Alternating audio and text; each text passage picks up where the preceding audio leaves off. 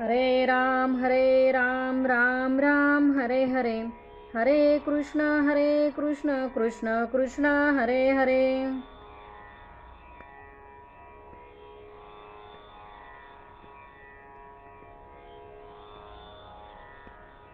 हरे राम राम हरे हरे, हरे कृष्ण कृष्ण कृष्ण हरे हरे.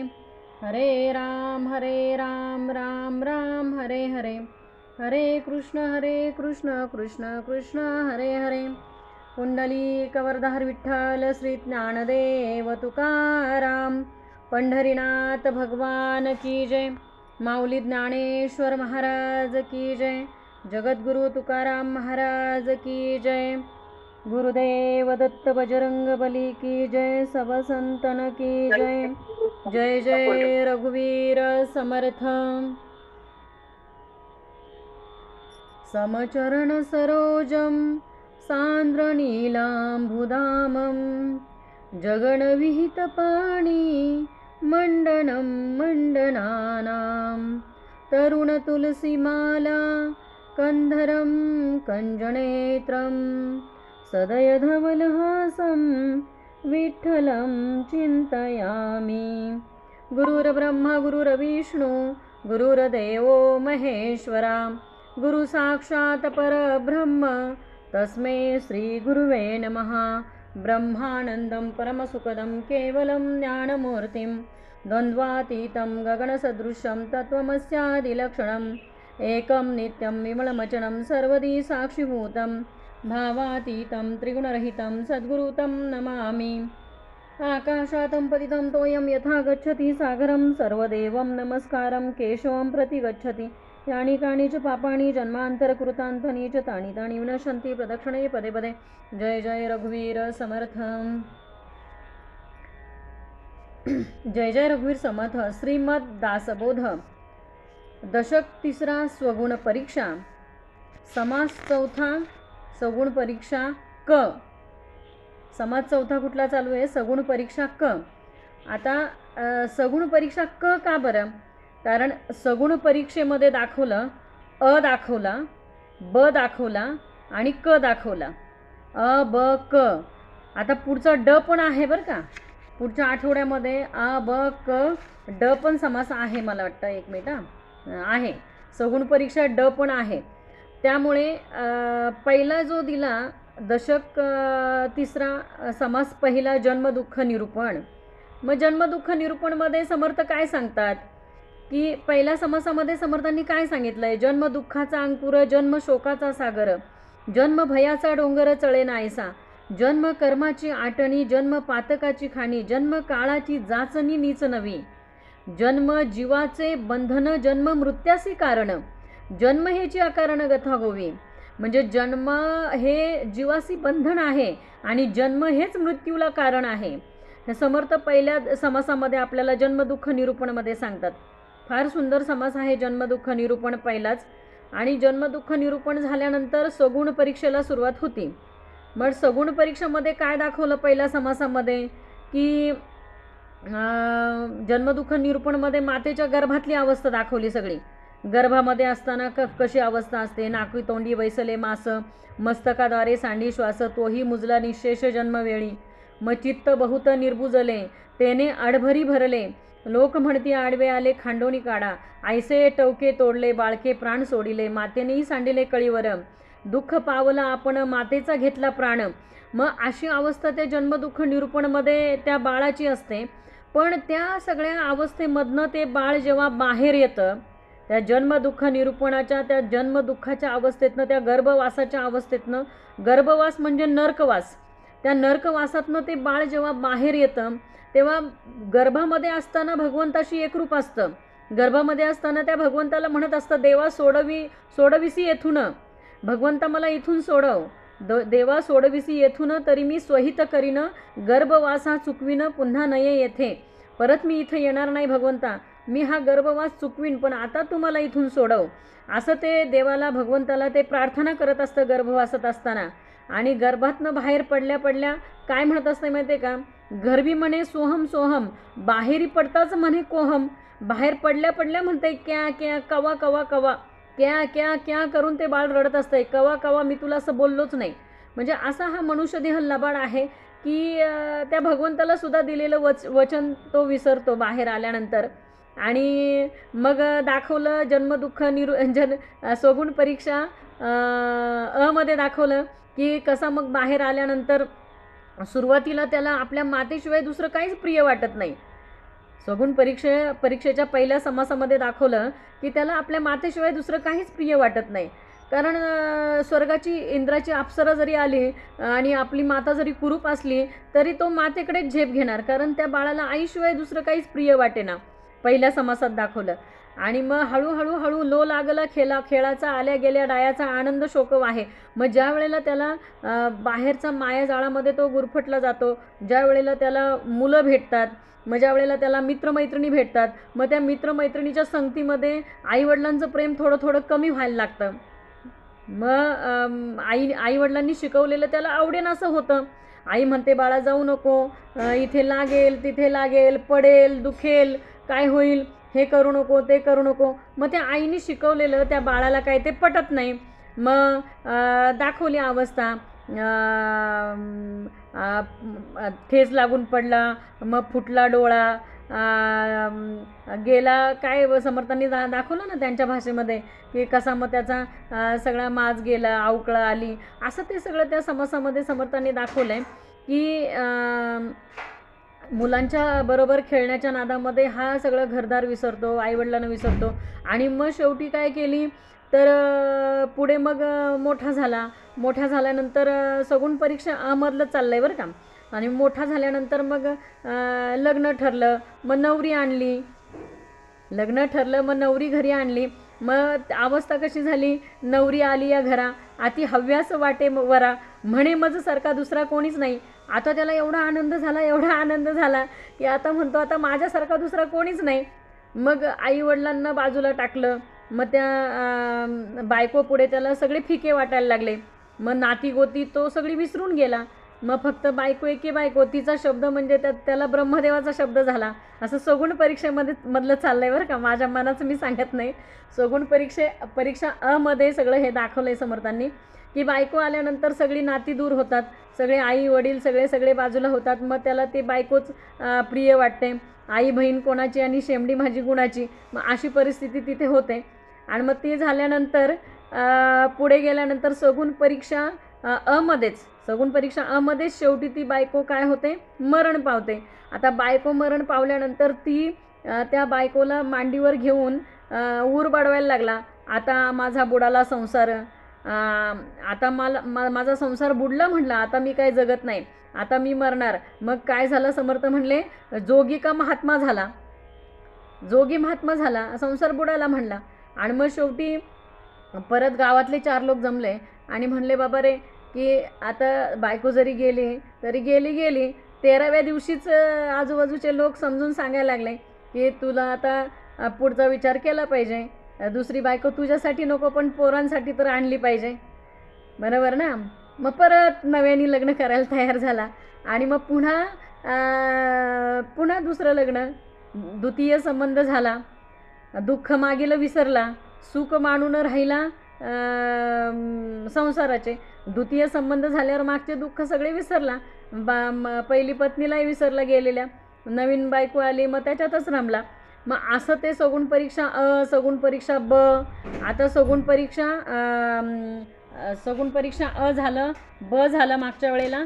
आता सगुण परीक्षा क मध्ये मागच्या वेळेला दाखवले बघा, द्वितीय संबंध झाला, दुःख मागील विसरला, सुख मानून राहिला संसाराचे, झाला अत्यंत कृपण, पोटेनं खाये अन्न, रुक्यासारखे सांडी प्राण एकसरा.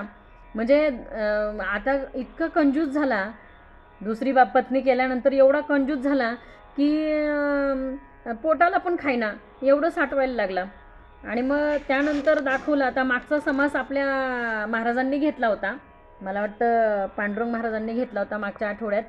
नुकतंच सोमवारी आपण तिकडनं आल्यामुळे मला काय मागच्या आठवड्यात घेता आलं नाही, थोडी तब्येत पण बरी नव्हती, त्यामुळे महाराजांना म्हटलं तुम्ही घ्या महाराज पण म्हटले ठीक आहे ताई घेतो मी. तर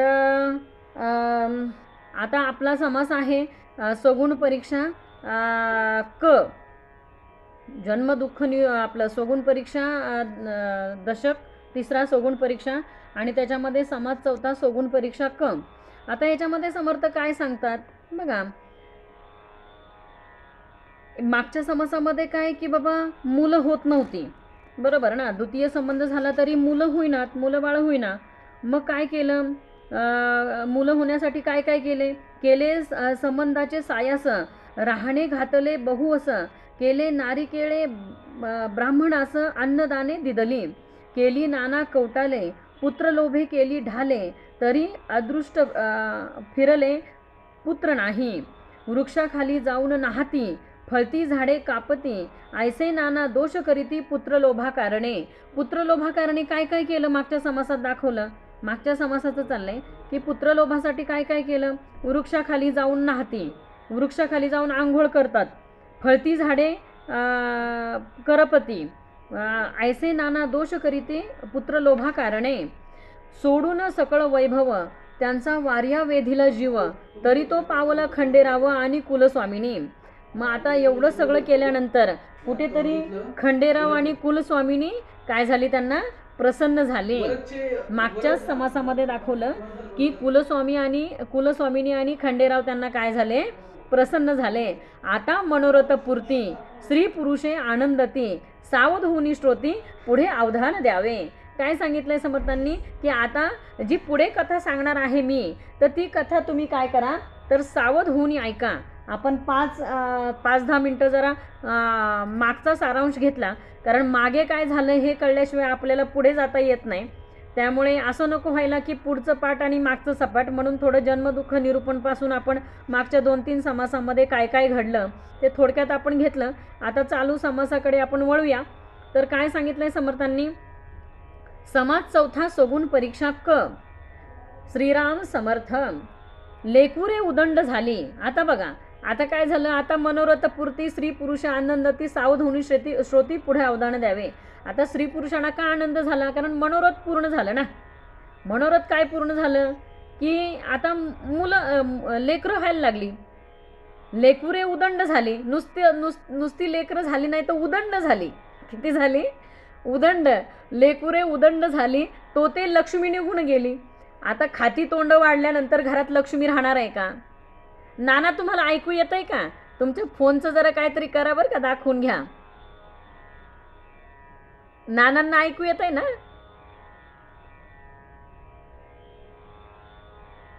हॅलो, ऐकू कान लावते ते, कान लय लावते. हा नाही, त्यांच्या फोनचा प्रॉब्लेम झालाय थोडा, त्याच्यामुळे त्यांना ऐकू येत नाही. म्हणूनच म्हटलं नानांना आता नवीन फोन घ्यायला सांगते, थांबा.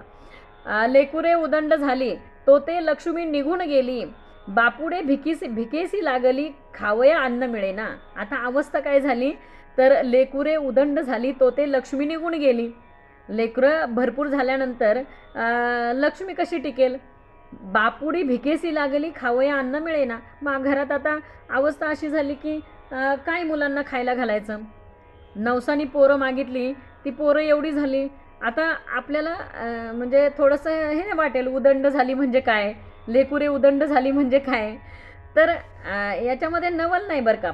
आता मी आमच्या गावाकडचीच उदाहरण सांगते, माझे चुलते वगैरे. तर एका चुलत्याला माझ्या 9 पोरी आणि 9 पोरींच्या पाठीवर 10वा मुलगा. एका दुसऱ्या चुलत्याला 6 पोरी आणि 4 पोरं, म्हणजे 10चा आकडा कायम. म्हणजे काय की पूर्वी लिमिट नव्हतं की बाबा हम दो हमारे दो असं काही नव्हतं पूर्वी. त्यामुळे होतात होऊ दे.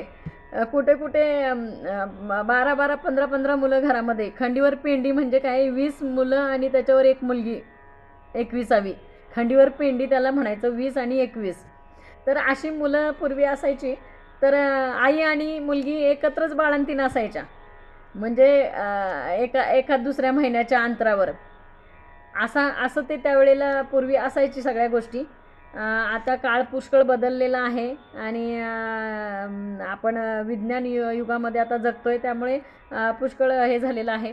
तर काय सांगितलं आहे समर्थांनी, हा समर्थांचा काळ आहे त्यावेळेचा. तर काय सांगतात समर्थ की लेकुरे उदंड झाली, तो ती लक्ष्मी निघून गेली. बापुडी भिकेसी लागली खावया अन्न मिळेना. बघा पूर्वी परिस्थिती अशी असायची, आता कोणी पूर्वीचं असेल इथं किंवा नसेल मला माहीत नाही, परिस्थिती अशी असायची की पूर्वी दुसऱ्याच्या घरी सालानी राहावं लागायचं. सालानी म्हणजे आपण त्याच्या घरी सालानी कामाला राहायचं. मग वर्षाला काहीतरी असं देणं ठरणार, तेवढं ते देणार आपल्या घरी. आता पोरं भरपूर आहे, मग ह्याच्या त्याच्या घरी कामाला ठेवायची सालानी पोरं. असं असायचं ते पूर्वी खूप वेगळा काळ होता तो. लेकुरे खेळती धाकुटी, लेकुरे खेळती धाकुटी, एक रांगती एक पोटी. परिस्थिती कशी दाखवली बघा. लेकुरे खेळती धाकुटी, एक रांगती एक पोटी, आयसी घरभर झाली दाटी कन्या आणि पुत्रांची. मागच्या समासात परिस्थिती अशी होती की वृक्षाखाली जाऊन न्हातायत काय काय काय देवाला नवस काय करतात, सायस काय करतात, काय पोरं होईनात. पण आता परिस्थिती अशी झाली की पोरं खंडेराव प्रसन्न झाला, सोडून सगळं वैभव त्याचा वार्या वेधला जीव तव तो पावला खंडेराव आणि कुळस्वामिनी. आता कुळस्वामिनी आणि खंडेराव पावन झाल्यानंतर परिस्थिती काय झाली. लेकुरे खेळती धाकुटी, एक रांगती एक पोटी, आयसी घरभर झाली दाटी कन्या आणि पुत्रांची. आता काय झाली, कन्या आणि पुत्रांची अशी काय झाली, घरभर दाटी झाली. दिवसेंदिवस खर्च वाढला, यावा होता तो खुंटून गेला, कन्या उपरी झाल्या त्याला उजवावया द्रव्य नाही. दिवसेंदिवस खर्च वाढला. आता संसार थाटल्यानंतर जो संसारामध्ये बघा जोपर्यंत लग्न नाही ना तोपर्यंत तो सुखी असतो. लग्न झालं, बायको घरात आली की त्याच्या मागे त्या दिवसापासून आणा लागतो. आणा म्हणजे काय माहिती आहे का, की ती बायको काय म्हणते, हे आणा, ते आणा, ते आणा, ते आणा, नुसतं आणा. मीठ नाही आणा, पीठ नाही आणा, साडी नाही आणा, चोळी नाही आणा, लुगडं नाही आणा, काय आणा. म्हणजे आणा जो मागे लागतो ना लग्नाच्या नंतर दुसऱ्या दिवसापासून, त्याला वाटतं कुठून बुद्धी सुचली आणि कुठून मी लग्न केलं. म्हणजे अशी परिस्थिती हो. दिवसेंदिवस खर्च वाढला, यावा होता तो खुंटून गेला. जे येणं होतं ते काय झालं, खुंटून गेलं. येणं होतं ते काय झालं, खुंटलं. कन्या उपरी झाल्या त्याला उजवावया द्रव्य नाही. आता लग्नाला मुली आल्या, पण आता त्यांचं लग्न करायचं म्हटलं तर त्यांना उजवायला काय नाही तर द्रव्य नाही. अशी परिस्थिती झाली. पुढे सांगितलं, माय बापे होते संपन्न, त्यांचे उदंड होते धन, तेने करिता प्रतिष्ठान मान जनी झाला होता. मायबाप होते संपन्न, त्यांचे उदंड होते धन, तेने करिता प्रतिष्ठा मान जनी झाला होता. ज्या वेळेला तुम्ही धन संपत्ती तुमच्याकडे असती ना त्यावेळेलाच समाजामध्ये तुम्हाला मान असतो. किसा ओला तर मैतर भला. किसा जर का आपला ओला असेल ना तर आपल्या आजूबाजूला 4 मित्र असतात, पण किसा जर का आपला रिकामा असेल ना आपल्याला रस्त्याने कोणी कुत्रं पण विचारत नाही. त्याच्यामुळे परिस्थिती ही अशी असते. आणि मग ज्या वेळेला आपल्याकडे भरपूर असते ना त्यावेळेला समाजामध्ये मान असतो, प्रतिष्ठा असते. मग आता ह्यांच्याकडे धन होतं त्यावेळेला ह्यांना समाजामध्ये मान होता, प्रतिष्ठा होती. मग आता धन संपलं, मग आता समाजामध्ये कोण विचारतंय, भरम आहे लोकाचारी, पहिली नांदणूक नाही घरी, दिवसेंदिवस अभ्यंतरी दरिद्र आले. काय झालंय, भरम आहे लोकाचारी, पहिली नांदणूक नाही घरी, दिवसेंदिवस अभ्यंतरी दरिद्र आले. दिवसेंदिवस काय झालं तर दरिद्र आलं. आयसी घरवात वाढली, खाती तोंडे मिळाली, तेने प्राणियास लागली काळजी उद्वेगाची. आता असं काय झालं, असं संसार प्रपंच वाढल्यामुळे खाती तोंड वाढली, आणि खाती तोंड वाढल्यामुळे त्याने काय झालं, संसार प्रपंचाची त्याला काय लागली, आता काळजी लागली की आता काय करायचं. पोरी तर लग्नाला आल्या, खाती तोंड वाढली, आता ह्यांचं हे कसं रेटायचं असं त्याला काय झाली, चिंता वाटू लागली. कन्या उपरी झाल्या, पुत्रास नवरे आल्या, आता उजवण्या केल्या पाहिजेत की. मुलांना सुद्धा आता मुलं पण लग्नाला आली, मुली पण लग्नाला आल्या, आता काय करायचं हा मोठा प्रश्न पडला. हा आपला संसारच आहे हो. समर्थांनी जे काय सगुण परीक्षा जन्मदुःख निरूपण मांडलंय की नाही, हा आपला संपूर्ण संसारच समर्थांनी इथे मांडलेला आहे. त्याच्यामुळे काय सांगितलंय, जरी मुले तैसीच राहिली तरी पुन्हा जरी मुले तैसीच राहिली तरी पुन्हा लोकलाज झाली, म्हणती कास यावेली जन्मदारिद्र्य. लोक काय म्हणतील माहिती आहे का, समजा ह्या मुलांची लग्नच केली नाही, आता त्याला प्रश्न काय पडला की मी ह्या मुलांची लग्न केली नाही तर लोक मला काय म्हणतील की यांना जन्माला तरी यांनी कशाला घातलं. जर का ह्याला आपल्या मुलींचं सगळं व्यवस्थित संगोपन करता येत नव्हतं, यांचं लग्न वगैरे करून देता येत नव्हतं, तर यांनी मुलांना जन्मालाच का घातलं असं मला लोक काय करतील, नावं ठेवतील. लोकांचा विचार केला ना शैलजाताई, फार अवघड परिस्थिती आहे. लोकांचा आपण विचार केला ना कोणत्याही बाबतीत, आता कुठल्याही, मी उदाहरण कुठलं देत नाही, पण कुठल्याही बाबतीत लोकांचा विचार केला ना तर आपल्याला एकही पाऊल पुढे टाकता येणार नाही. आता याच्यावरनं एक साधं सोपं उदाहरण मी सांगते, आलंय तोंडाशी म्हणून, की आपण खूप वेळा ऐकलेलं आहे, दोघं बाप आणि मुलगा रस्त्याने गाढव घेऊन चाललेले होते. आता ते गाढव घेऊन चाललेत रस्त्याने, पण समोरून एका चौकामध्ये पाहिलं लोकांनी की बाबा अशीच लोक, 4 लोक बाजूला बसलेले होते. म्हणे काय दोघंही बाप आणि मुलगा काय दोघंही काय मूर्ख आहेत, गाढव असताना एकही बसेना त्याच्यावर, गाढवाला चालवलंय, कोणीतरी बसावं की नाही पाठीवर त्या गाढवाच्या. आता हे ऐकलं त्या दोघांनी. ऐकल्यानंतर मग बाप म्हणला मुलाला की बाळा तू बस गाढवावर, मी चालतो, नाही का. मग आता मुलगा बसला आणि थोडं पुढे गेल्यावर परत 4 लोक काय म्हणली, काय मुलगा आहे, म्हाताऱ्या बापाला चालवलंय आणि स्वतः मात्र गाढवावर बसलाय, काय मूर्ख मुलगा आहे. आता त्या मुलालाही मूर्ख म्हणल्यावर ते ऐकलं, तो मुलगा उतरला, त्यांनी बापाला बसवलं आणि तो चालला चालत. आणि थोडं पुढे गेल्यावर काही लोक बोलली, काय बाप आहे, लेकराला चालवलंय चालत आणि स्वतः मात्र गाढवावर बसलाय, त्यालाही मूर्ख म्हणले. मग दोघंही बसले. आता दोघंही गाढवावर बसले पुढं, आणि थोडंसं पुढे गेल्यावर काही लोक परत बोलले, काय मूर्ख आहेत दोघं, त्या गाढवाचा काही जीव बीव आहे की नाही, खुशाल दोघं गाढवावर बसलेत. आणि मग ते दोघंही उतरले खाली आणि गाढव डोक्यावर घेतलं. म्हणजे अवस्था ही अशी हो लोकांचं, म्हणजे लोक कसंच वागू देत नाही. लोक माणसाला कोणत्याही परिस्थितीमध्ये कसंच राहू देत नाही, असंही नावं ठेवणार आणि तसंही नावं ठेवणार. त्यामुळे ऐकावे जनाचे आणि करावे मनाचे. माणसानेही असंच राहिलं पाहिजे की लोकांचं कितपत ऐकायचं. ठीक आहे बाबा, प्रत्येकाला तुझं खरं म्हणायचं आणि पुढे चालायचं. मग पुढे काय सांगितलं समर्थांनी, जरी मुले तैसीच राहिली तरी पुन्हा लोकलाज झाली, म्हणती कासया व्याली जन्म दारिद्र्य, आयसी लोकलाज होईल, वडिलांचे नाव जाईल, आता ऋण कोण देईल लग्नापुरते. आता त्या वडिलांना प्रश्न पडला की असं जर का लोकांमध्ये आपली लाज जात असेल, निघत असेल, आबरू जात असेल, तर आपल्याला आता कुठंतरी कर्ज केलं पाहिजे आणि लग्नापुरतं कोणाकडून तरी आपल्याला कर्ज घेतलं पाहिजे, असा विचार त्या वडिलांनी केला. मग काय केलं पुढे, मागे ऋण ज्याचे घेतले त्याचे परतून नाही दिले, ऐसे आभाळ कोसळलेले उद्योगाचे. आता मागेच ज्याचं घेतलं होतं ऋण, अजून त्याचंच परत फेडलं नाही, तर परत अजून लग्नाचं घेतल्यावर कसं फेडायचं. म्हणजे हे सगळं आपल्याला, सगळं आपला संसार उभा राहतो बघा. समर्थांनी बरोबर तसाच्या तसा तो मांडलेला आहे आपल्या पुढे. पुढे काय सांगितलं, आपण खातो अन्नासी, अन्न खाते आपणासी. ज्या वेळेला माणसाला चिंता असते ना, त्यावेळेला आपण अन्न खातो का अन्न आपल्याला खातं हेच कळत नाही. चिंता ज्या वेळेला माणसाला असते तेव्हा कोण कोणाला खातं हेच कळत नाही हो, की आपण अन्नाला खातो का अन्न आपल्याला खातं. आपण खातो अन्नासी, अन्न खाते आपणासी, सर्व काळ मानसी चिंतातूर. अखंड काय झाला तो मनाने चिंतातूर झाला की आता काय करायचं. आता आपण पहिलं पण कर्ज आपल्या डोक्यावर आहे, अजून कर्ज काढलं तर आपण ते फेडायचं कसं, अशी त्याला काय लागली, चिंता लागली. पती अवघीच मोडली, वस्तभाव घाण पडली, आहा देवा वेळ आली आता दिवाळ्याची. घरात होतं नव्हतं ते काय केलेलं आहे, सावकाराकडे घाण ठेवलेलं आहे. आता सावकाराकडे ठेवण्यासाठी पण काही शिल्लक नाही. आता काय करायचं देवा, आता ही काय वेळ माझ्यावर आली. आता त्याला काय आठवला, देव आठवला. मग काय पुढे सांगितलं, काही केला ताडा मोडा, विकला घरीचा पाडा रेडा, काही पैका रोकडा काळांतरे काढिला.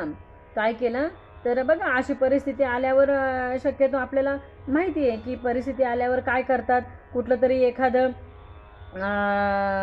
एखादं शेताचा तुकडा म्हणा किंवा काही म्हणा, काहीतरी काय करतो आपण, विकायला काढतो. बाबा चला 4-5 गुंठे विकू आणि पोरीचं लग्न उरकू किंवा एखादा एकरभर विकू. म्हणजे काही सांगितलं, काही केला ताडा मोडा, विकला घरचा पाडा रेडा, काही पैसा रोकडा काळांतरे काढिला. मग काय केलं, काहीतरी करून पैसा उभा केला.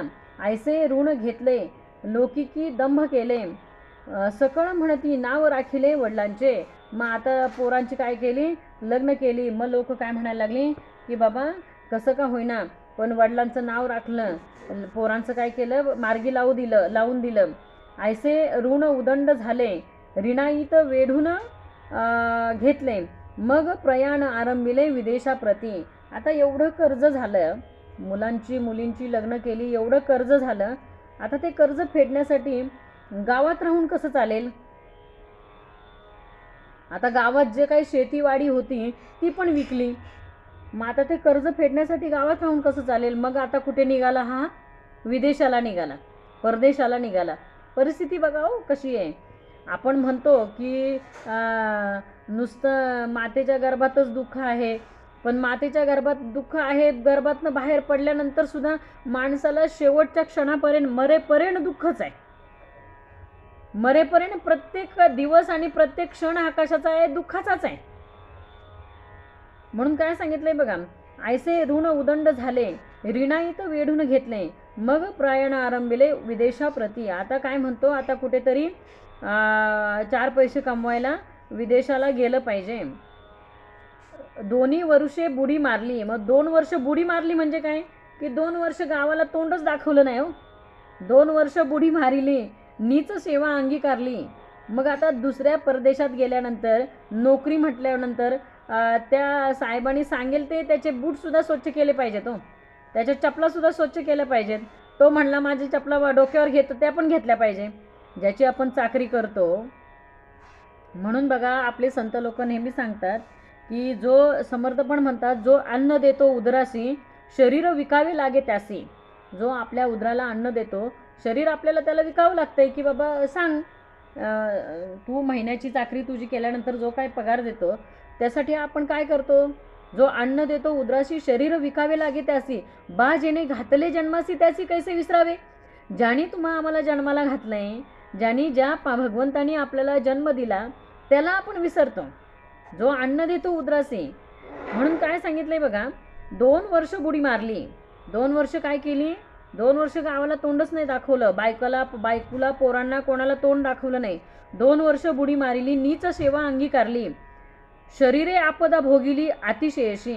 शरीराला एवढे हाल आपष्टा भोगले, एवढे कष्ट केले. 2 वर्ष तो गावातनं बाहेर राहिला हे कर्ज फेडण्यासाठी. पुढे काय सांगितलं,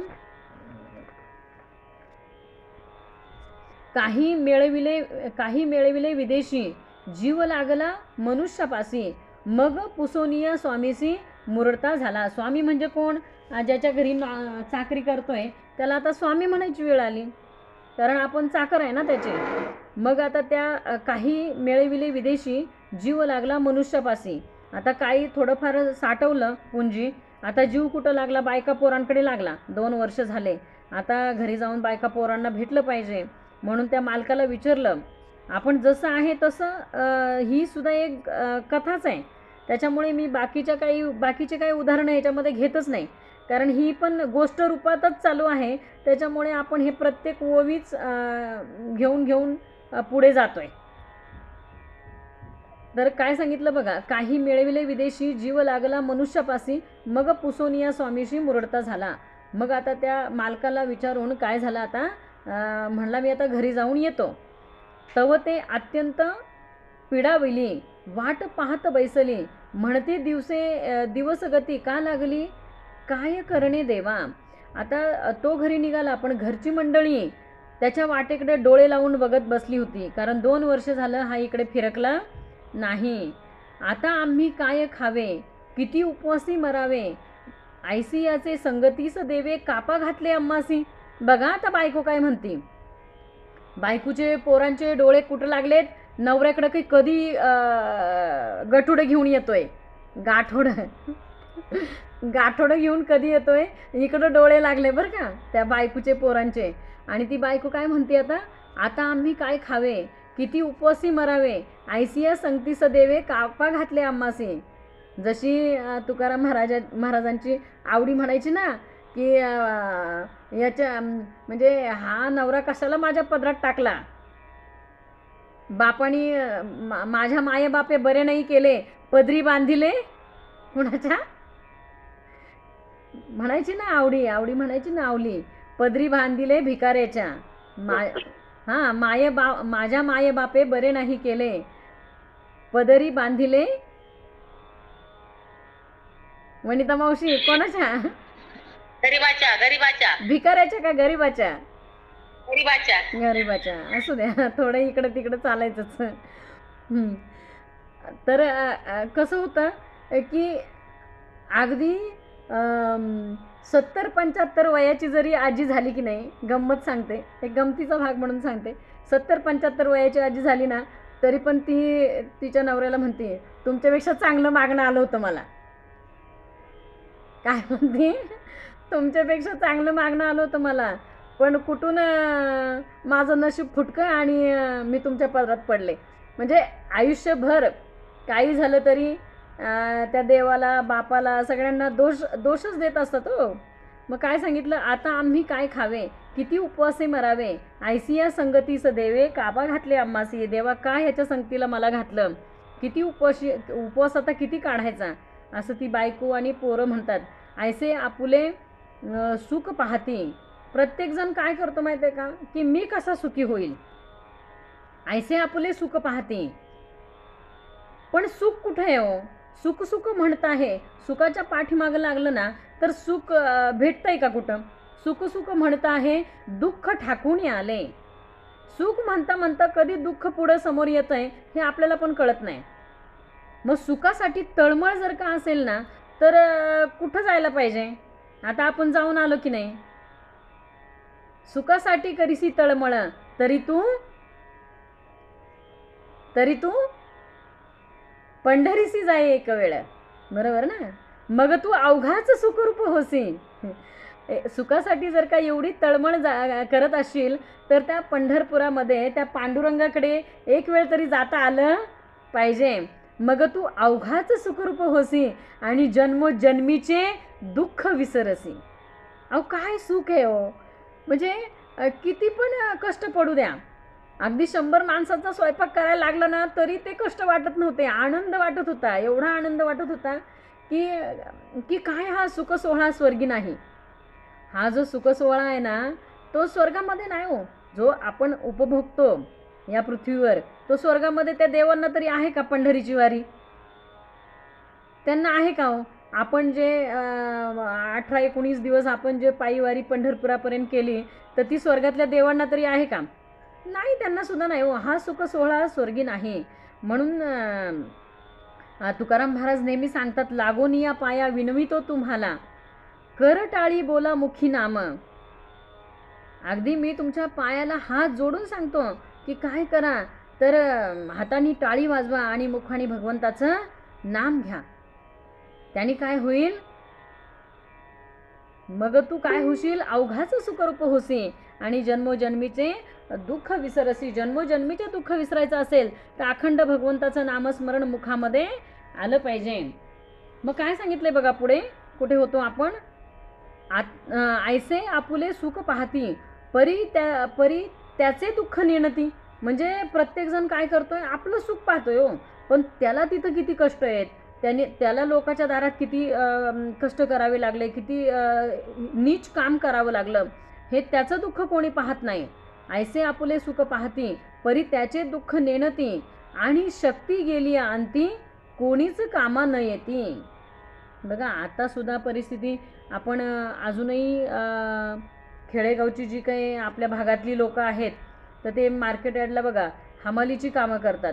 पण 4 पैसे बायका पोरांना, मला इथं किती पण पोती उचलायला लागू दे, मला किती पण गाढवासारखे ओझी व्हायला लागू दे, पण माझी पत्नी, माझी मुलं ही सुखी राहिली पाहिजे. हमाली करतात हो मार्केटला. आपण आजही बघतोय आपल्या आजूबाजूची लोक शिक्षण नसल्यामुळे पडल ते काम करतात, पण काय आपल्या संसारात आपली मुलं बाळं सुखी राहिली पाहिजे एवढाच उद्देश. मग त्याच्यामध्ये ते स्वतःचे कष्ट पाहत नाही. त्या बापाच्या अंगाला ना 100 ठिकाणी भोकं पडलेलं बनियन असतं, पण त्याचं त्याला काय वाटत नाही, पण तो मुलाच्या अंगावर मात्र चांगला सदरा दिसला पाहिजे. म्हणजे आईवडिलांचं हे असं असतंय हो, आईवडील स्वतःचं सुख कधी पाहत नाही. म्हणून लेकुराचे हित जाणे माऊलीचे चित्त, आणि लेकुराचं हित जाणण्यासाठी त्या माऊलीचं चित्त पाहिजे, त्या बापाचंच अंतकरण पाहिजे, त्या आईचंच अंतकरण पाहिजे लेकराचं हित जाणण्यासाठी. लेकुराचे हित जाणे माऊलीचे चित्त, आईसी कळवळ्याची जाती करी लाभाविन प्रीती. त्या आईला आहे ना अशी अपेक्षा नसती कुठल्या लाभाची, की मी मुलांवर प्रेम करते आणि मग मुलांनी म्हातारपणी माझी सेवा करावी म्हणून मी ती आई म्हणते मला तू सांभाळ, नाही तर सांभाळू नको. पुढची अपेक्षा तिची काहीच नाही, त्या आईची मुलांकडनं काहीच अपेक्षा नाही. काडीची अपेक्षा, निरपेक्ष प्रेम करणारी या जगामध्ये फक्त 2च व्यक्ती असतात, आई आणि वडील. निरपेक्ष प्रेम, त्यांच्या प्रेमामध्ये काहीच अपेक्षा नाही. निरपेक्ष प्रेम म्हणजे काय, की त्या प्रेमामध्ये अपेक्षा काहीच नाही. अहो भगवंताच्या प्रेमामध्ये सुद्धा थोडी अपेक्षा आहे. भगवंताची अपेक्षा काय आहे, की माझी भक्ती करावी, भक्ताने माझी भक्ती करावी, आहे की नाही. भगवंत भावाचा भुकेला, भक्तीचा भुकेला, भावार्थ देखून भुलला. मग पण आईवडिलांच्या प्रेमामध्ये आहे का हो, अपेक्षा काहीच नाही हो. बघा पुढे काय सांगितलं आता बघा, देवामध्ये आणि आईमधला थोडासा किंचितचा फरक मी आता आलंय ओघाने म्हणून सांगते. दुर्योधन त्याचे आता कर्म त्याचे सगळ्यांना माहिती आहेत.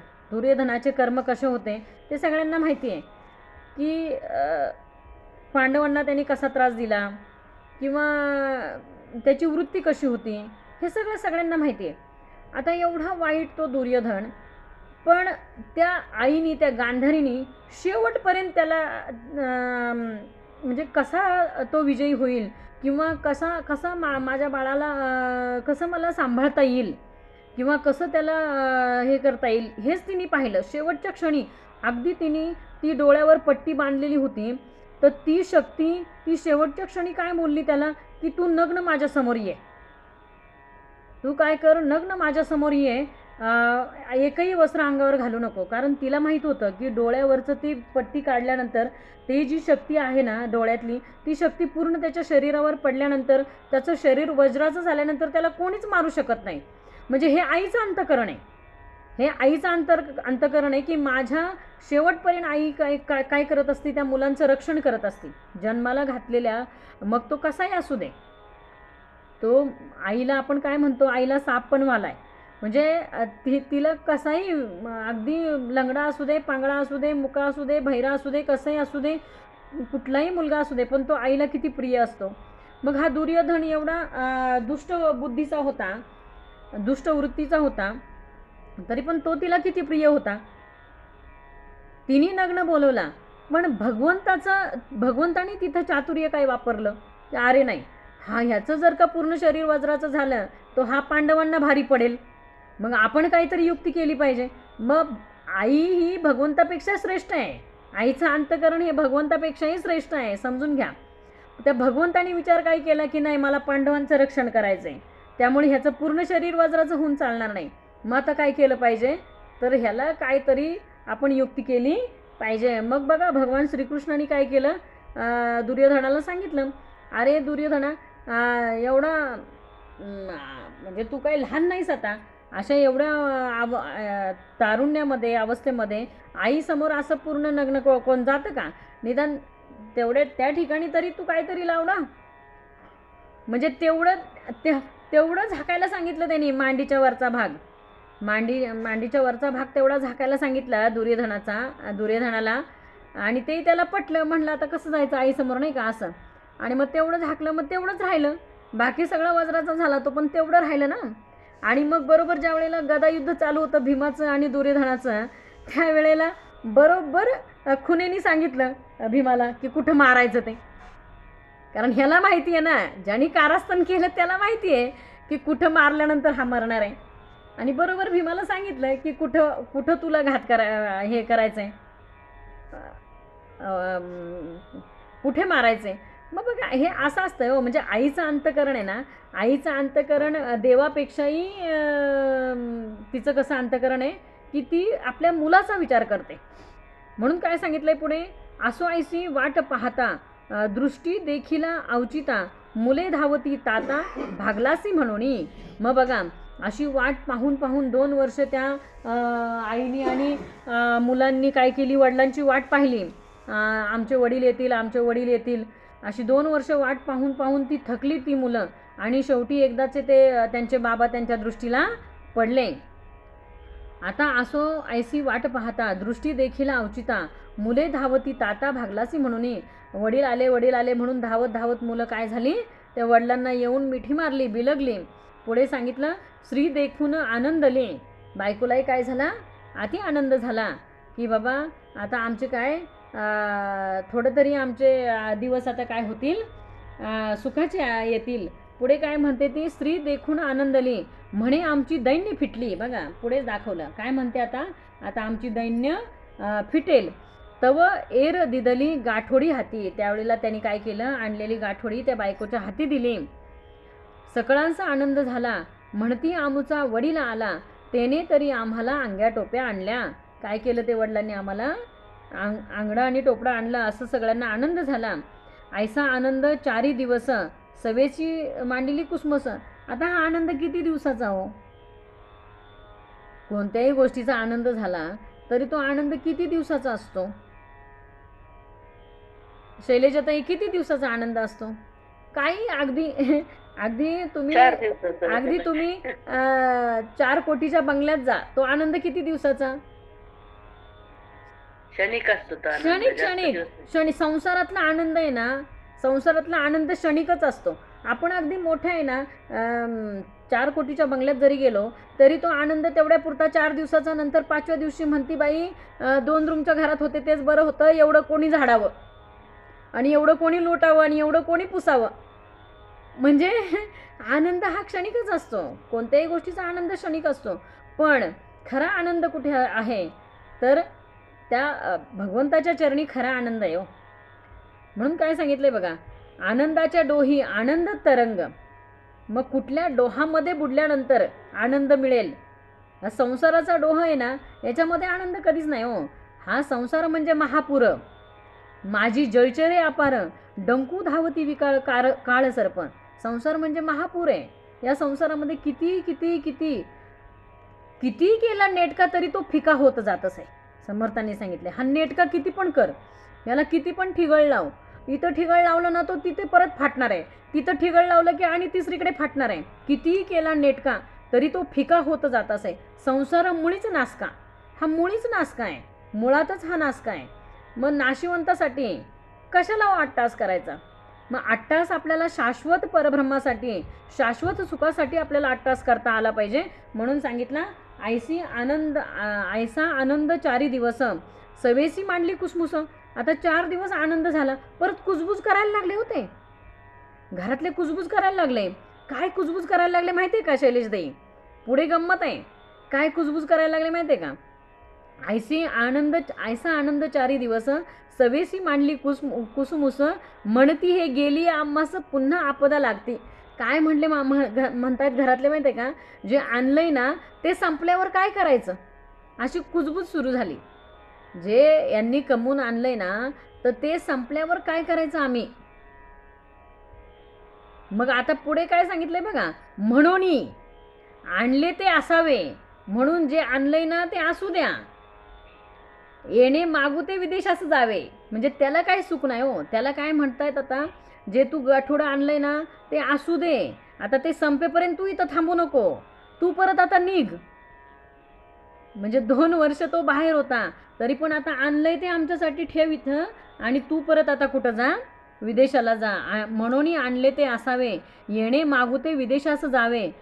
आम्ही हे खाऊन ते यावे द्रव्य घेऊन, हे संपायच्या आत दुसरं घेऊन ये बाबा. ह्याला संसार म्हणायचं. म्हणजे बायको असू दे, पोरं असू दे, सगळे स्वतःचं सुख पाहतायत की हे संपेपर्यंत तू कुठं इथं थांबतो बाबा, तू हे आणलंय ते आम्हाला ठेव, आणि आता तू हे संपायच्या अगोदर दुसरं कमवून परत घेऊन ये. ही अशी परिस्थिती आहे. म्हणून पुढे सांगितलं, ऐसी वासना सकळांची अवघी सोयरी सुखाची. हे सोयरे आहेत ना, सोयरे म्हणजे काय, म्हणून बघा आपले नामदेव महाराज पण काय म्हणतात एका अभंगामध्ये, पुत्र बंधू कांता कशाचे आहेत, सगळे संपत्तीचे आहेत की नाही. म्हणजे सगळे सुखासाठी, प्रत्येक जण आपापल्या सुखासाठी काय करत असतोय, धडपडतोय हो. म्हणून काय सांगितले बघा, ऐसी वासना सकळांची अवघी सोयरी सुखाची, स्त्री अत्यंत प्रीतीची तीही सुखास लागली. एवढी स्त्री प्रेमाची म्हटलं तरी पण ती काय करते, स्वतःच सुख बघते. पुढे सांगितलं, विदेशी बहुत दगदगला विश्रांती घ्यावया आला, सोहित नाही श्वासही नाही टाकीला, तो जाणे ओढवले. म्हणजे विदेशाला किती एवढा कष्ट झाले त्याला, विदेशी बहुत दगदगला, विदेशाला त्याला एवढे कष्ट झाले, विश्रांती घेण्यासाठी आला होता. कशासाठी आला होता, विश्रांती घेण्यासाठी आला होता. श्वासही नाही टाकला, तो जाणे ओढवले. श्वास पण नाही सोडला तर परत जाणं ओढवलं. कारण घरातली कुजबूज कानावर यायला लागली हो, की हे संपल्यावर आमचं काय, हे संपल्यावर परत आमचं काय, बरोबर ना. मग आणलंय ते असू दे आणि तू परत जा. पुढे अपेक्षा जोशी यांची केली विवंचना मुहूर्ताची, वृत्ती गुंतली तयाची, जाता प्रशस्त नवटे. मग आता परत जाण्याचा मुहूर्त काढला. आता जीव तर बायको आणि मुलामध्ये अडकलाय हो, जाण्याची तर इच्छा नाही पण जावं तर लागतंय. याला म्हणायचं संसार, याला काय म्हणायचं, संसार म्हणायचं. म्हणून पुढे दाखवलं, माया मात्र सिद्ध केली, माया मात्रा सिद्ध केली, काही सामग्री बांधली, लेकुरे दृष्टीस पाहिली, मार्गस्थ झाला. माया मात्रा सिद्ध केली, काही सामग्री बांधिली, काहीतरी आपलं वाटेने थोडंसं घेतलं बरोबर, लेकुरे दृष्टीशी पाहिली, मार्गस्थ झाला. आणि सगळ्यांना दृष्टीने पाहिलं आणि काय झाला, मार्गस्थ झाला. स्त्रियेस अवलोकिले, वियोगे दुःख बहुत वाटले, प्रारब्ध सूत्र तुकले ऋणानुबंधाचे. किती जरी काही म्हटलं तरी हे प्रारब्ध कोणालाही बदलता येत नाही. काय पुढे सांगितलं, कंठ सद्गतीत झाला, न सवेची गहिवरला, लेकुरा आणि पित्याला ताडातोडी झाली. लेकरांची पित्याची काय झाली, आता परत ताटातूट झाली. जरी ऋणानुबंध असेल तरी मागुती भेट होईल, नाही तरी संगती पुरेल, हेची भेटीने तुमची. काय सांगितलं जाताना, जर का जगलो वाचलो तर पुन्हा भेटू. परिस्थिती कशी आहे बघा, संसार म्हणजे किती कठीण परिस्थिती हो. काय सांगतोय, जरी ऋणानुबंध असेल तरी मागुता भेट होईल, नाही तरी संगती पुरेल, येची भेटीची आपुले. जर का असेल आपल्या नशिबात भेट तर पुन्हा होईल, नाहीतर आताच मला तुम्ही निरोप द्या, असं म्हणून तो काय केला, त्यांनी निरोप घेऊन निघाला. ऐसे बोलून स्वार होय, मागुता फिरो फिरो पाहे, पुढे जातोय मागे पाहतोय. कारण ही माया आहे हो, मायेचा फार विचित्र, माया सगळ्यांना कशी गुरफटून ठेवत असते. ऐसा बोलून स्वार झाला, मागोता फिरो फिरो स्वार होय, मागोता फिरो फिरो पाहे, वियोग दुःख न साये, परंतु काही न चले. वियोग म्हणजे वियोग त्याला सण होईना, घरच्यांना सोडून जाताना त्याला हा वियोग सण होईना. म्हणून काय होतंय, तर त्याचे पाऊल पण पुढे उचले ना, परंतु जाणं तर चुकेना. आपला गाव राहिला मागे, चित्त भ्रमले संसार उद्योगे, दुखावला प्रपंच संगे, अभिमानास्तव. काय झाला, आपलं गाव आता मागे राहिलं. गावाला टाकून जाताना, मुलांना टाकून जाताना, बायकोला टाकून जाताना कसं झाला, अत्यंत कसं झाला, दुःखी झाला. ते समयी माता आठवली. आता कोण आठवली बघा त्याला, ते समयी माता आठवली. आता जन्म देणारी आई आठवली. आणि काय आठवलं आईचं, ते समयी माता आठवली. म्हणे धन्य धन्य ती माऊली. काय म्हणतोय, धन्य धन्य ती माऊली, मज कारणे बहुत कष्टली, परी मी नेनते मूर्ख. मला मूर्खाला काही कळलं नाही, माझ्यासाठी माझ्या आईने एवढे कष्ट केले, पण मला मूर्खाला तिचं प्रेम कधीच कळलं नाही. का कळलं नाही, तर आत्ता जर का माझी आई असती, पुढच्या ओवीतच दाखवलंय, ते समयी माता आठवली, धन्य धन्य ती माऊली, मज कारणे बहुत कष्टली, परी मी नेनची मूर्ख. मी काही तिचं प्रेम कधी ओळखलं नाही, कारण मी मूर्ख आहे. का ओळखलं नाही तर पुढे दाखवलं. आज जर ते असती, आत्ता जर का माझी आई असती, आजी जरी ते असती, तरी मजला कदा न विसंबती, मला कधी तिने परत विदेशाला जाऊ दिलं नसतं. वियोग होता आक्रंदती, ते पोटागी वेगळीच. काय म्हटली असती आई की बाबा एक खायची तर अर्धी अर्धी खाऊ, एक खायची तर काय करू, अर्धी अर्धी खाऊ, पण तू आम्हाला सोडून कुठं जाऊ नको. हे फक्त आईचं अंतकरण म्हणू शकतो. म्हणून पुढे काय सांगितलं, पुत्र वैभव हिन भिकारी, पुत्र वैभव हिन भिकारी, माता तैसाची अंगीकारी, दगदला देखून अंतरी, त्याच्या दुःखे दुखावे. पुत्र वैभवहीन भिकारी नवे नवे, त्याच्याही पलीकडे जाऊन एखादा दारुडा बेवडा पुत्र असला ना, अगदी व्यसनी मुलगा असला एखादा, आणि तो रोज जरी आईला लाथा घालत असेल ना, तरी ती आई दुसऱ्या दिवशी शेजारी सुद्धा तक्रार करत नाही हो. शेजारी म्हणतात लोक, अगं बाई रोज त्या लेकाचा दारू पिऊन येतो आणि तुला लाथा घालतो, रोज तू त्या लेकाचा मार खाते, तरी तू कसं सहन करते. ती आई म्हणते की काय करू, माझ्या पोटचा गोळा आहे ना, काय माझ्या पोटचा गोळा आहे ना. बघा म्हणजे किती त्या आईचं प्रेम त्या मुलावर असतं. भले दारुडे असू दे, भिकारी असू दे, कसंही असू दे. प्रपंच विचारे पाहता, हे सकळ जोडे न जोडे माता, हे शरीर जय करिता निर्माण झाले. जिच्यामुळे मला हे शरीर प्राप्त झालंय, त्या आईला मात्र ह्या बायका मुलांसाठी मी काय केलं, विसरलं, दूर केलं. आणि आता ती जर का असती तर मला तिने जाऊ दिलं नसतं. लाव तरी ती माया, काय कराविया सहस्र जाया, परी भुलवून गेली वाया, मकर ध्वजा चिनी. काय झालं, ही माया काय होते, माणसाला केवढी भुरळ पाडते हो. पुढे सांगितलं, या एका कामा कारणे, स्त्री लागे द्वंद्व घेणे, सखी तीच पिशुणे ऐसी वाटती. आता हे संसार म्हणजे काय हो, संसार किंवा मुलं बाळ याच्यासाठी हा सगळा व्याप आहे, दुसरं काय. पुढे सांगितलं, म्हणून धन्य धन्य ते प्रपंची जन, जे माये बापाचे भजन, करीती न करीती निष्ठुर जीवलगासी. काय सांगितलंय की कोणाला धन्य धन्य म्हटलंय, की जे आपल्या आई वडिलांची पूजा करतात, आई वडिलांची सेवा करतात, त्यांना धन्य धन्य म्हटलंय हो. संगती श्री बाळकाची आहे साठी जन्माची, परी माये बापे कैसी मिळतील पुढे. काय सांगितलं, पत्नी एक गेली तर दुसरी मिळाली, दुसरी गेली तर तिसरी पण मिळेल, पण आई वडील गेल्यानंतर आई वडील परत मिळतील का हो, नाही मिळणार. म्हणून सगुण परीक्षेमध्ये आता त्याचा द्वितीय संबंध दाखवला, बरोबर ना. दुसरी बायको मिळाली, पण आई वडील मेल्यानंतर ती कुठं आणायची परत. संगती श्री बाळकाची आहे साठी जन्माची, परी माये बापे कैसी मिळतील पुढे. आई वडील कुठे मिळतील हो. म्हणून आहे तो परेड त्यांची सेवा किंवा त्यांच्यासाठी आईवडिलांच्या सुखासाठी आपल्याला विचार करता आला पाहिजे. ऐसे पूर्वी होते ऐकले, परी ते समय नाही कळले, मन हे बुडून गेले रती सुखाच्या डोही. बायकोच्या सुखाच्या ह्याच्यामध्ये एवढा बुडून गेलो की मला त्यावेळेला आईवडिलांच्या प्रेमाची किंमत कळली नाही. आणि आता ज्या वेळेला बायका मुलं फक्त स्वतःच्या सुखाचा विचार करतात आणि माझ्या दुःखाचा कोणी विचार करत नाही, त्यावेळेला मला आता काय झालंय तर माझी आईवडील आठवली. कारण आत्ता माझे आईवडील असते तर त्यांनी माझा विचार आधी केला असता.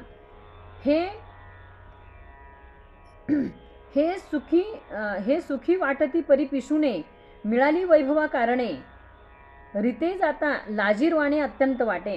ही सखी म्हणजे बायको, ही सखी वाटती परी पिशुने, म्हणजे सखी वाटती, पण ही खरी कोण आहे, पिशुने. म्हणजे हे दाखवलं आपलं भूत पिशाच वगैरे जसं पाठीशी लागलेलं असतंय. मिळाली वैभवा कारणे, कशासाठी मिळाली ही वैभवा कारणे, रीते जाता लाजीरवाणे अत्यंत वाटे.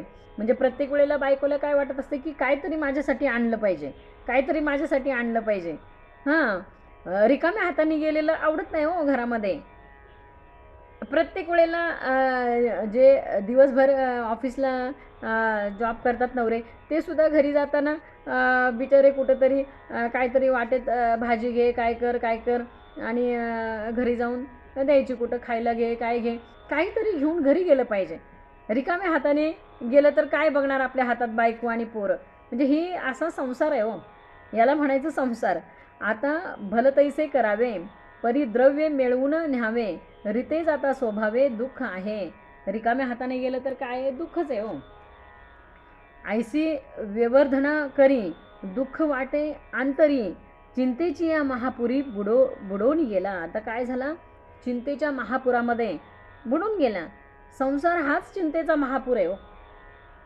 आणि या चिंतेच्या महापुरामधनं जर का पार व्हायचा असेल, हा भवसागर पार करायचा असेल, तर मला त्या भगवंताची कास धरता आली पाहिजे. त्या पांडुरंगाच्या नावेत मला बसता आलं पाहिजे. आणि त्याची नाव कुठली आहे हो, पांडुरंगाची नाव कुठली आहे, तर नामरूपी नाव आहे. नाम जप यज्ञ तो परम, बाधू न शके स्नानादी कर्म, नामे पावन धर्माधर्म. बघा, एक धर्म आणि अधर्म दोघंही एका नामाने पावन आहे. भगवंताचं नाम मुखामध्ये तुम्ही कसंही घ्या. कसं सांगितलंय, बोलावा विठ्ठल, चालावा विठ्ठल, पाहावा विठ्ठल, करावा विठ्ठल जीवे भावे. बरोबर ना. बोलताना घ्या, चालताना घ्या, बसताना घ्या, उठताना घ्या, झोपताना घ्या. आता आपण घरी आल्यानंतर परिस्थिती काय होती हो, खरं म्हणजे मी माझं सांगते, तुमचं तुम्हाला माहिती. आपण घरी आल्यानंतर परिस्थिती काय होती की असं वाटत होतं, 8 दिवस तर असं वाटत होतं वारीतच चालतोय. 8 दिवस असं वाटत होतं, झोपेत पण वाटत होतं वारीत चालतोय, आणि सकाळ आहे का संध्याकाळ आहे कळत नव्हतं, आणि असं वाटत होतं वारीतच चाललोय, आपण वारीतच चाललोय. झोपेत सुद्धा ती वारीच. म्हणजे त्याच्यातनं काही आपण म्हणजे आपण आहे ना, समजा काशीला गेलो ना, आता मी माझी 2दा काशीची ट्रिप झाली म्हणून सांगते. काशीला जाताना ट्रेनमध्ये 2 दिवस जातात बघा, 2-3 दिवस मला वाटतं ट्रेनमध्ये जातात. आणि मग ते ट्रेनमधनं खाली उतरलं ना तरी असं वाटतं मी ट्रेनमध्येच आहे. मग तशी अवस्था वारीवरनं आल्यावर झाली होती. झोपेत वाटायचं वारीलाच आहे. ते कीर्तनन, प्रवचनन, ते ट्रक, टँकर आणि सगळी दिंडी बिंडी सगळं दिसत होतं झोपेत सुद्धा. मग ही अशा अवस्था आहे. म्हणजे आपण ज्याच्यामध्ये आपण राहतो ना, तेच आपल्या मनावर संस्कार होत असतात. म्हणून आपण कशामध्ये अखंड राहायचं आहे, तर अखंड आपण त्या नामजप यज्ञामध्ये अखंड राहायचं आहे. मग आपल्याला स्वप्नातसुद्धा उठता बसता खाता पिता अगदी स्वप्नातसुद्धा तो भगवंतच दिसला पाहिजे. अशी आपली त्या भगवंतमय अवस्था झाली पाहिजे. म्हणून काय सांगितलं, ऐसी व्यवर्धना करी, दुःख वाटे अंतरी, चिंतेची या महापुरी बुडून गेला. चिंतेच्या महापुरामध्ये संसारामध्ये काय झाला, बुडून गेला. ऐसा हा देह आपुला, आस्ताची पराधीन केला. असा हा आपला स्वतःचा देह असून तो देह बघा, बहुत जन्माचा सेवट, नरदेह सापडे अवचट, येथे वर्तावे चोकट नीती न्याय. बहुत जन्माचा सेवट, एवढ्या 83,99,999 योनी फिरून आल्यानंतर मनुष्य देह आपल्याला प्राप्त होतो. तो प्राप्त झाल्यानंतर त्याचं सार्थक करायचं सोडून आपण मुलाबाळांसाठी, संसारासाठी, ह्याच्यासाठी त्याच्यासाठी आपला देह झिजवतो. पण झिजवून शेवटी आपल्या हाती काय उरतं. मग हा देह कशासाठी झिजवावा, तर हा परमार्थासाठी, ज्याच्यासाठी मिळाला आहे त्याच्यासाठी तो झिजवता आला पाहिजे. म्हणून सांगितलं, ऐसा हा देह आपुला, आस्ताची पराधीन केला, ईश्वरी कानकोडा झाला, कुटुंबा काबाडी. ईश्वरापासून बाजूला झाला आणि कुटुंबामध्ये काबाडी झाला हो. म्हणून पुढे सांगितलं, या एका कामासाठी जन्म गेला आटाआटी, वय वेचल्या शेवटी एकलाची जावे. शेवटी अवस्था काय, या एका कामासाठी जन्म गेला आटाआटी. जन्म गेला, दिवस काय हो कोणासाठी थांबलाय काम. घटका गेली, पळ गेली, तास वाजे जनाना, आयुष्याचा नाश होतो रामकारे म्हणाना. घटका गेली, पळे गेली, कोणासाठी वेळ थांबलेली नाही. समय टळून गेला तो मागता येणार नाही. एकदा समय टळून गेला तो पुन्हा मागता येणार नाही. कालचा दिवस गेला तो आज मला परत मागता येणार नाही. उद्याचा दिवस येईल, पण गेलेला कालचा दिवस परत येणार नाही माझ्या आयुष्यात, कधीच येणार नाही. म्हणून प्रत्येक क्षण तो घालवायचा आहे कशामध्ये, तो भगवंताच्या चिंतनामध्ये घालवता आला पाहिजे. काळ सारावा चिंतने, काळ सारावा चिंतने अखंड काळ चिंतनामध्ये सारता आला पाहिजे. म्हणून सांगितलं या एका कामासाठी जन्म गेला आटाआटी, वय वेचल्या शेवटी एकलाच जावे. आणि किती अनेकांचे ओले गळे मसनी एकलाच जळे. किती लोकांचे गळे ओवले तरी स्मशानामध्ये एकटंच जळतोय हो. त्या स्मशानामध्येच एक वाक्य लिहिलेलं वाचलं होतं मी, ते पुन्हा एकदा सांगते की तिथं लिहिलं होतं एका स्मशानाच्या तिथे की याच्यासाठी पळत होता, त्याच्यासाठी पळत होता, पण शेवटी सगळे गेले निघून, हा एकटाच जळत होता. हे स्मशानामध्ये लिहिलेलं वाक्य होतं नाना बरं का. याच्यासाठी पळत होता, त्याच्यासाठी पळत होता, सगळे घरी गेले निघून, हा एकटाच मागे जळत होता. एकदा पेटवून दिल्यानंतर कुणी तिथं थांबत नाही की पूर्ण जळण्याची वाट बघायला सुद्धा. मग ही अशी अवस्था मनुष्य देहाची आहे हो. या एका कामासाठी जन्म गेला आटाआटी, वय वेचल्या शेवटी एकलाच जावे. ऐसा मणी प्रस्तावला, क्षण एक उदास झाला, सवेची प्राणी झळंबला माया जाळे. कन्यापुत्रे आठवली, मनीहून क्षिती वाटली, म्हणे लेकुरे अंतरली माझी मज. मागील दुःख आठवले, जे जे होते प्राप्त झाले, मग रुदन आरंभिले दीर्घ स्वरे. मग अशा अवस्थेमध्ये, अशा कठीण प्रसंगामध्ये किती रडू लोटते हो की माझं कोण आहे या जगामध्ये, माझं कोण आहे हो. मग पुढे काय सांगितलं, अरण्य रुदन करिता कोणी नाही बुजाविता, मग होय विचारिता आपुले मणी. मग स्वतःच्या मनाला विचारतोय, जंगलामध्ये एकटा पडल्यानंतर आपलं कोणीच नाही हे जेव्हा त्याला कळलं, त्यावेळेला स्वतःच्या मनाला विचारतोय, आता कासया रडावे, प्राप्त होते ते भोगावे, ऐसे बोलोनिया जीवे धारिष्ट केले. आता कासया रडावे, प्राप्त होते ते भोगावे, ऐसे बोलून जीवे धारिष्ट केले. मग अशा कठीण प्रसंगी सुद्धा मनाला धीर, स्वतःच्या मनाला धीर देत काय म्हणतो की आता स्वतःच धीर दिला पाहिजे, आपलं कोणी नाही.